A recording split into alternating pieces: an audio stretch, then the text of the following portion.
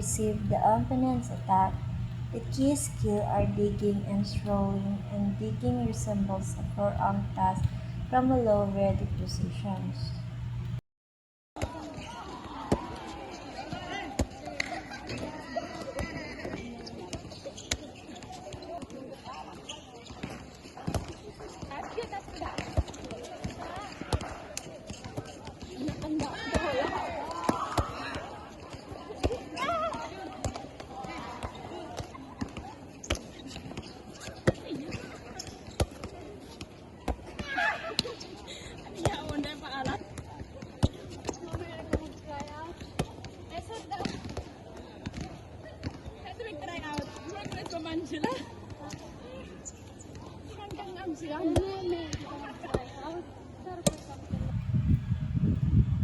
And it's used more for balls that are hit near a defender.